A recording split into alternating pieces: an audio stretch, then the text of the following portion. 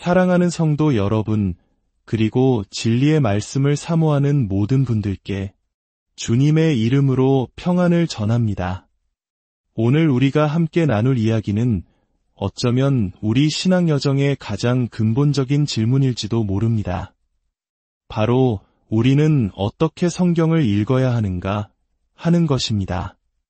많은 분들이 성경을 손에 들고도 그저 오래된 역사책이나 어려운 교리서처럼 느끼곤 합니다. 하지만 성경은 단순한 문자의 나열이 아닙니다.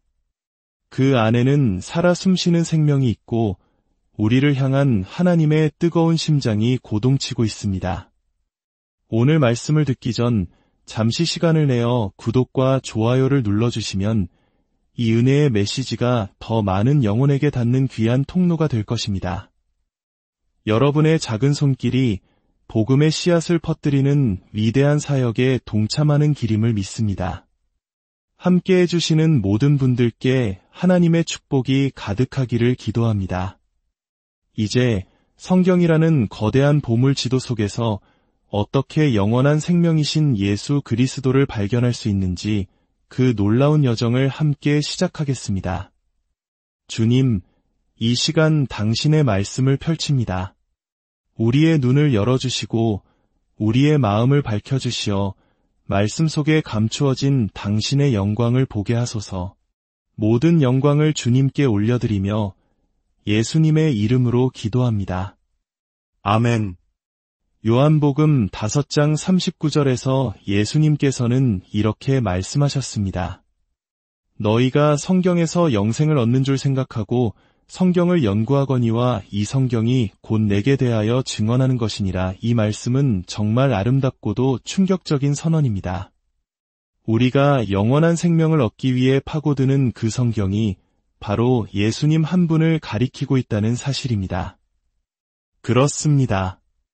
하나님의 말씀인 성경은 처음부터 끝까지 단 한 분, 바로 하나님의 아들이신 주 예수 그리스도에 대한 계시입니다. 요한계시록 19장 13절은 예수님을 이렇게 묘사합니다. 그가 피 뿌린 옷을 입었는데 그 이름은 하나님의 말씀이라 칭하더라. 예수님 자신이 바로 하나님의 말씀이신 것입니다. 그렇다면 성경을 탐구한다는 것은 무엇을 의미할까요? 그것은 바로 말씀 속에서 주님을 찾아 나서는 영적 탐험입니다. 주님은 성경이 나에 대해 말하고 있다. 너희는 성경 안에서 나를 발견하게 될 것이다. 라고 약속하셨습니다. 이 개념을 더 깊이 이해하기 위해 우리는 요한복음 1장 1절로 가야 합니다. 태초에 말씀이 계시니라. 이 말씀이 하나님과 함께 계셨으니 이 말씀은 곧 하나님이시니라. 이 구절의 깊이는 실로 엄청납니다. 태초에 말씀이 계셨다. 여기서 말씀은 하나님의 완전한 자기 계시, 즉 하나님이 어떤 분이신지를 온전히 드러내는 존재를 의미합니다. 그 말씀은 하나님과 함께 계셨고 동시에 그 말씀이 곧 하나님이셨습니다.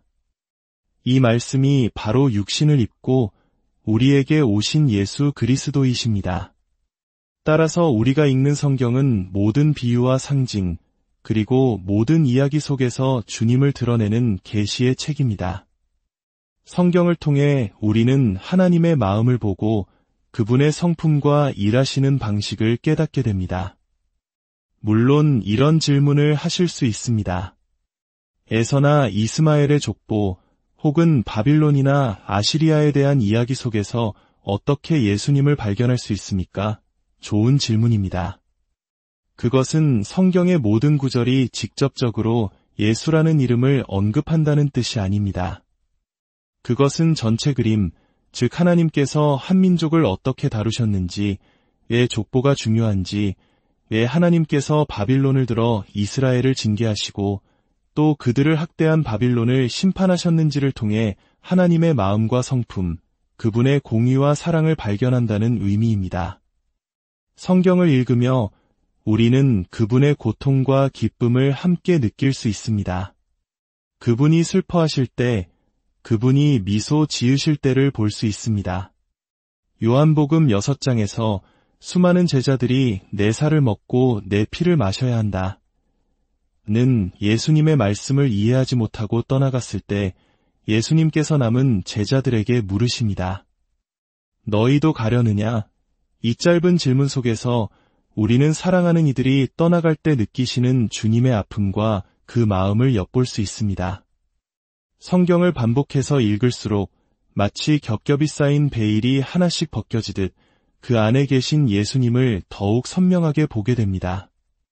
그분의 끝없는 사랑과 자비, 이스라엘을 향한 그분의 은혜를 말입니다. 사람들은 이스라엘 백성이 반역했다고 말합니다. 맞습니다. 하지만 하나님께서 그들을 어떻게 대하셨는지 보십시오. 광야에서 금송아지를 만들어 섬기며 하나님을 배반했을 때조차 하나님은 그들을 떠나지 않으셨습니다. 구름 기둥과 불 기둥은 거두어지지 않았습니다. 바로 그 모습 속에서 우리는 예수님의 성품을 봅니다. 진노하시면서도 모세 한 사람의 중보기도를 들으시고 뜻을 돌이키시는 하나님의 모습. 그 안에서 우리는 우리를 위해 십자가에서 기도하신 예수 그리스도를 발견하는 것입니다. 우리가 성경을 탐구할 때 우리는 보이지 않는 하나님의 형상이신 예수 그리스도 한 분을 찾고 있는 것입니다. 요한일서 1장에서 사도 요한은 이 신비를 이렇게 증언합니다. 태초부터 있는 생명의 말씀에 관하여는 우리가 들은 바여 눈으로 본 바여 자세히 보고 우리의 손으로 만진 바라. 요한복음에서 태초에 말씀이 계셨다고 선포했던 바로 그 요한이 이제는 우리가 그 말씀을 듣고 보고 심지어 손으로 만졌다고 고백합니다. 말씀이 육신이 되어 우리 가운데 오신 것입니다. 그래서 저는 항상 이렇게 말합니다. 마리아가 아기 예수를 아는 것이 아니라 아기 예수께서 마리아를 붙들고 계셨습니다. 십자가가 예수님을 붙든 것이 아니라 예수님께서 십자가를 붙드셨습니다. 못이 그분을 고정시킨 것이 아니라 그분께서 친히 못에 매달리셨습니다. 왜냐하면 그분은 만물을 그의 능력의 말씀으로 붙드시는 분이기 때문입니다. 그가 갈릴리 바다 위를 걸으신 것도 물이 그를 붙든 것이 아니라 그가 물을 붙들고 계셨기 때문입니다. 요한복음 17장 3절은 말합니다. 영생은 곧 유일하신 참 하나님과 그가 보내신 자 예수 그리스도를 아는 것이니이다. 그렇습니다. 우리가 성경을 탐구하는 이유는 영생 그 자체이신 분을 알기 위해서입니다. 제가 처음 신앙을 갖고 성경을 읽기 시작한 지 수십 년이 흘렀습니다. 지난 50년이 넘는 시간 동안 제 눈에서 얼마나 많은 비늘이 벗겨졌는지 모릅니다. 놀라운 것은 그 비늘이 거기에 있었는지조차 몰랐다는 사실입니다. 성경을 더 많이 읽을수록 더 많은 비늘이 떨어져 나가고 더 선명하게 주님을 보게 되며 말씀이 내 안에서 빛을 발하기 시작합니다. 우리는 성경의 빛으로 성경을 봅니다. 성경은 스스로 빛을 내는 등불이기에 시간이 갈수록 점점 더 밝게 빛나기 때문입니다. 디모데후서 3장 16절과 17절은 성경의 능력에 대해 이렇게 말합니다. 모든 성경은 하나님의 감동으로 된 것으로 교훈과 책망과 바르게 함과 의로 교육하기에 유익하니 이는 하나님의 사람으로 온전하게 하며 모든 선한 일을 행할 능력을 갖추게 하려 함이라. 하나님의 감동으로 되었다는 것은 하나님의 호흡이 불어넣어졌다는 의미입니다. 하나님의 생명이 그 안에 있다는 뜻입니다. 우리가 이 생명의 말씀을 읽을 때 우리 안에서 4가지 놀라운 일이 일어납니다. 그리고 이 4가지 일이 일어날 때 예수님은 우리에게 점점 더 실제적인 분이 되어 가십니다. 고린도후서 3장의 말씀처럼 우리가 거울을 보는 것 같이 주의 영광을 보매 그와 같은 형상으로 변화하여 영광에서 영광에 이르게 되는 것입니다. 첫째, 교훈입니다. 이것은 우리가 그분을 배우기 시작한다는 의미입니다. 그분이 자신의 길을 가르치시고 자신을 우리에게 드러내기 시작하십니다. 교리는 단지 몇몇 구절에 국한된 것이 아니라 성경 전체에 흐르는 하나님의 자기 계시입니다. 둘째, 책망입니다. 여기서 책망은 단순히 잘못을 꾸짖는 것이 아니라 하나님의 성품이 내 안에 증명되고 형성되는 과정을 의미합니다. 그분의 길을 배울 때 그분의 성품이 내 삶 속에 나타나기 시작하는 것입니다. 이것은 더 이상 지적인 동의가 아니라 내면 깊은 곳에서 일어나는 영적인 변화입니다. 말씀이 제 내면을 사로잡고 새롭게 하며 강하게 합니다. 셋째, 바르게 함입니다. 이 단어의 본래 의미는 회복입니다. 아, 정말 놀랍지 않습니까? 하나님께서 말씀으로 우리 안에 잘못된 것을 바로잡으시고 망가진 것을 고치시고 원래의 모습으로 회복시키시는 것입니다. 넷째, 유로 교육하기입니다. 이것은 애 안에서 받는 훈련을 의미합니다. 이제 우리는 문자 그대로 그분이 사셨던 삶의 방식을 살기 시작합니다. 사도 바울이 말했듯 우리는 그리스도를 본받는 자가 되어야 합니다. 그러나 그분의 말씀이 내 안에서 역사하지 않고는 결코 그분을 본받을 수 없습니다. 중요한 것은 성경 이야기를 아는 것이 아니라 그 말씀을 살아내는 것입니다. 저는 더 이상 아담과 하와, 노아의 홍수, 아브라함과 이삭과 야곱의 이야기를 알기 위해 성경을 읽지 않습니다. 저는 성경의 모든 부분에서 주님을 찾습니다. 아담 속에서, 노아의 방주 속에서, 아브라함과 이삭 속에서 예수님은 어디에 계실까요? 그분은 성경 전체에 선명하게 드러나 계십니다. 우리가 그분을 찾으려고만 한다면 말입니다. 만약 우리가 주님을 찾지 않고 성경을 본다면 우리는 신비주의나 율법주의에 빠질 위험이 있습니다. 교리를 숭배하지만 정작 예수님은 놓치게 되는 것입니다. 종교개혁가 마르틴 루터는 성경을 탐구하는 것을 사과나무에서 사과를 따는 것에 비유했습니다. 참 아름다운 비유입니다. 그는 먼저 나무 전체를 흔들라고 말했습니다. 창세기부터 요한계시록까지 성경 전체를 하나의 그림으로 보며 최대한 많은 사과를 얻는 것입니다. 성경 전체가 말하고자 하는 핵심 메시지, 즉 예수 그리스도를 통한 구원의 계획을 파악하는 단계입니다. 그 다음에는 나무에 올라가서 각각의 큰 가지를 흔들라고 했습니다. 이것은 성경 66권의 각 권을 깊이 연구하는 것을 의미합니다.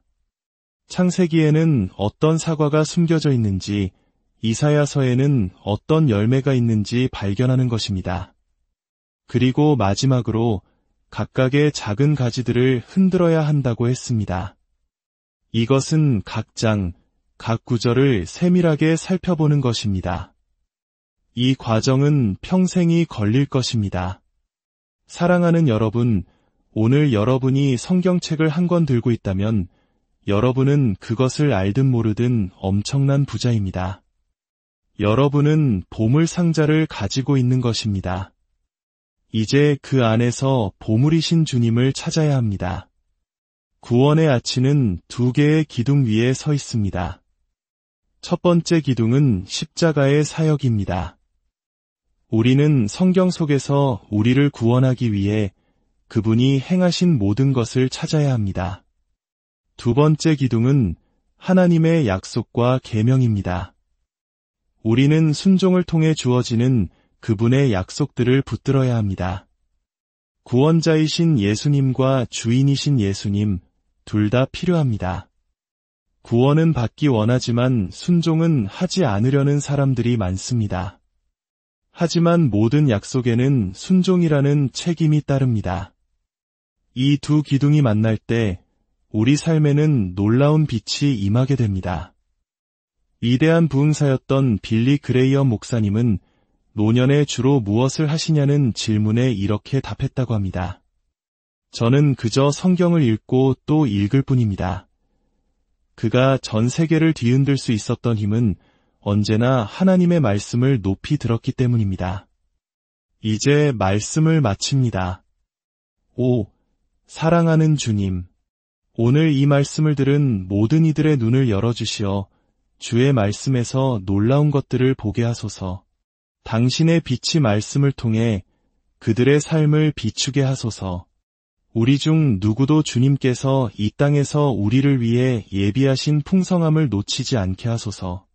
말씀 안에서 연약한 자가 아니라 강하고 담대한 자로 아볼로처럼 말씀에 능통한 자로 서게 하소서.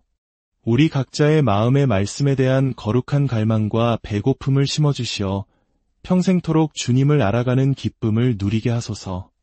살아계신 예수 그리스도의 이름으로 간절히 기도합니다.